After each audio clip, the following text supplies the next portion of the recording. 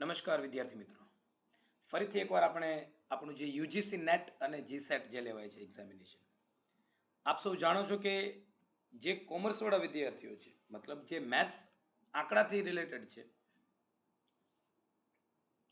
નમસ્કાર વિદ્યાર્થી મિત્રો, ફરીથી આપનું સ્વાગત છે યુજીસી નેટ અને જીસેટના ઓનલાઈન સેશનમાં. તો આજે આપણે પેપર 1માંથી યુનિટ નંબર 7 વિશે ચર્ચા કરવાના છીએ, જે સૌથી મહત્વનું છે. એક રીતે ખૂબ જ અઘરું લાગે છે. જે કોમર્સ સિવાયના બાળકો છે એમના માટે આ ચેપ્ટર ખૂબ જ હાર્ડ છે. જે કોમર્સવાળા વિદ્યાર્થીઓ છે એમના માટે પણ આ ચેપ્ટર છે થોડુંક હાર્ડ, પણ થોડુંક ધ્યાન રાખીશું તો આ ચેપ્ટરને ખૂબ જ સારી રીતે આપ 10માંથી 10 માર્ક્સ લઈ શકશો. જે આ ચેપ્ટર છે આપણું, એને આપણે 2-3 અલગ અલગ ભાગમાં ડિવાઈડ કરીએ છીએ. શરૂઆતમાં ડેટા એટલે શું, ડેટા ઇન્ટરપ્રિટેશન એટલે શું, ત્યારબાદ ડેટા કઈ ટાઈપના હોઈ શકે જે એક્ઝામિનેશનમાં પૂછાય છે, નેટ અને જીસેટમાં ક્વેશ્ચન્સ પૂછાય છે, તો આ ડેટા કયા પ્રકારના ડેટા હોઈ શકે, અલગ અલગ ડેટા મુજબ અલગ અલગ કઈ કઈ સ્ટ્રેટેજીસ બનાવવી પડશે, એના માટે પણ આપણે એક અલગથી સેશન તૈયાર કરીશું. Common types questions that was ask in examination, મતલબ અલગ અલગ એક્ઝામિનેશન જે આપણી છે નેટ અને જીસેટ, એમાં મેઇન ક્વેશ્ચન્સ કઈ ટાઈપના હોઈ શકે છે. અને સૌથી મહત્વનું કે ડેટા ઇન્ટરપ્રિટેશન જે ચેપ્ટર છે, unit number 7 from paper 1 research and aptitude, એમાં 10માંથી 10 માર્ક્સ લેવા માટે તમારે કઈ સ્કિલ્સની જરૂર પડશે. આ બધા જ ટોપિક માટે આપણે અલગ અલગ નાના નાના સેશન્સ લઈને આગળ વધીશું. અને સૌથી છેલ્લે પ્રિપેરેશન ટિપ્સ. બરોબર છે. તો આજનું જે આપણું સેશન છે that is what is data and different forms of data. Now, data is a fact and statistics. What is data? In short, it is a fact and statistics collected together for reference or analysis.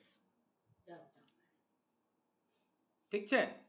It is a numerical format, helps us to draw conclusion by comparison. Easy? It is a numerical format. See here. Now, what is interpretation? It is an act of explaining, reframing or otherwise showing your own understanding of something. मतलब શું છે આ? એક તો જે data આપેલો છે અથવા તો કંઈ પણ something, we have to explain, we have to reframe and we have to show our own understanding, મતલબ સમજવાનું પણ છે. હવે ડેટા ઇન્ટરપ્રિટેશન શું છે? ડેટાનો અલગથી આપણે મતલબ સમજ્યા છે, ઇન્ટરપ્રિટેશન એટલે શું, અને હવે ડેટા ઇન્ટરપ્રિટેશન એટલે શું.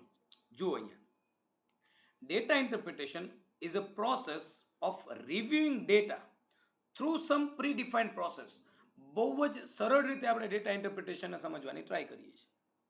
ઘણી બધી વાર એવું થશે આપને કે સર આની તો પ્રેક્ટિસ કરવાની વધારે જરૂર છે, પણ પ્રેક્ટિસ કરવા કરતાં પણ જો બેઝિક્સ તમને ખબર હશે તો તમે ડેટા ઇન્ટરપ્રિટેશનમાંથી ચોક્કસ 10માંથી 10 માર્ક્સ, જે આપણા 5 પ્રશ્નો આવે છે એના ખૂબ જ સરળતાથી અને ખૂબ જ ઓછા સમયમાં તમે 5 પ્રશ્નો સાચા જવાબ આપી શકો છો. જુઓ ફરીથી એકવાર, data interpretation is the process of reviewing data through some predefined process which will help assign some meaning to the data and arrive at some relevant conclusion. In simple, જે ડેટા આપેલો છે એની જે એક પ્રીડિફાઇન્ડ પ્રોસેસ હશે એના મુજબ આપણે એ કંઈક મિનિંગ શોધવાનું છે ડેટાનું, અને મિનિંગ પરથી આપણે કંઈક કન્ક્લુઝન કાઢવાનું છે. Data interpretation requires special skills of calculation and intelligence. See, it is mathematics plus logics.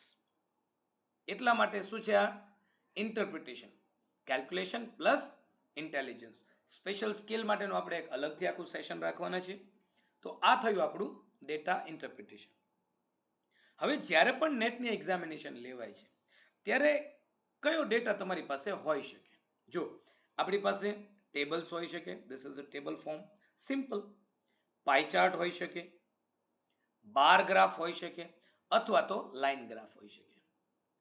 તો જે પણ ડેટા આપણી પાસે અવેલેબલ હશે એ આ ચારમાંથી એક હશે. ઘણી બધી વાર એવું પણ બની શકે કે કમ્બાઇન્ડ ડેટા આપેલો હોય, ટેબલ પણ આપેલું હોય, પાઈ ચાર્ટ પણ આપેલું હોય, ટેબલ પણ હોય અને લાઇન ગ્રાફ પણ હોય, પોસિબલ છે. પરંતુ મુખ્યત્વે સૌથી મહત્વનું that is table.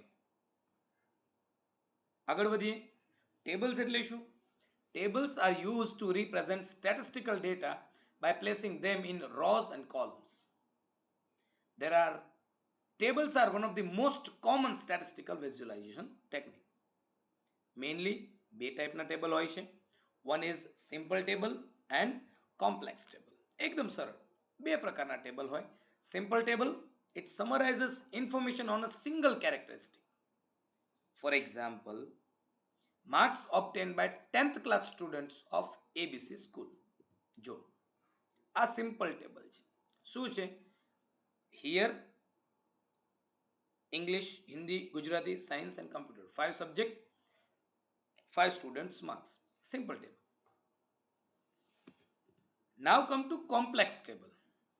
Complex table summarizes complex information and present 2 in 1.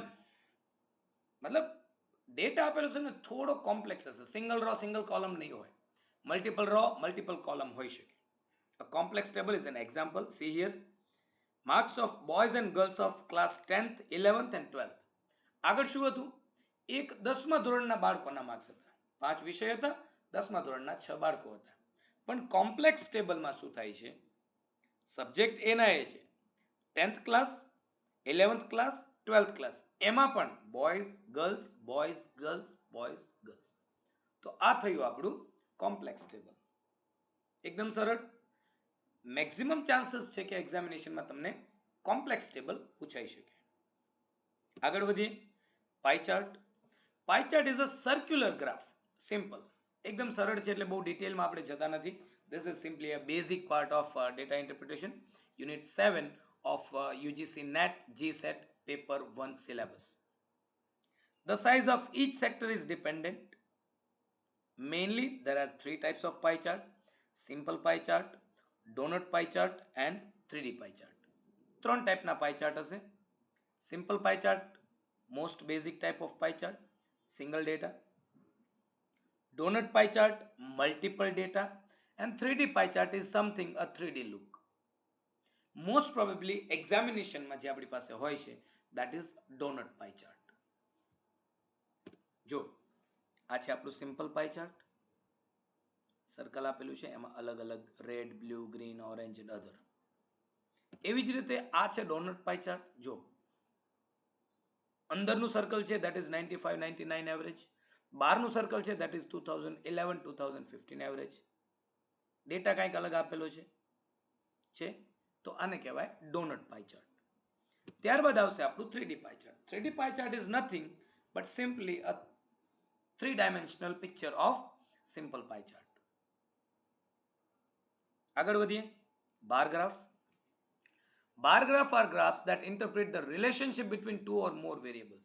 મતલબ હોરિઝોન્ટલ અથવા તો વર્ટિકલ તમને બે બાર આપેલા છે, રેક્ટેંગ્યુલર બાર્સ જેને આપણે કહીએ. ગ્રાફમાં હંમેશા બે એક્સિસ હોય, X axis and Y axis. હવે જ્યારે ગ્રાફ આપેલા હશે ત્યારે સૌથી મહત્વનું કામ આપણે જે કરવાનું છે એ છે કે એમાં વેરિયેબલ કયા આપેલા છે અને કમ્પોનન્ટ શું આપેલા છે.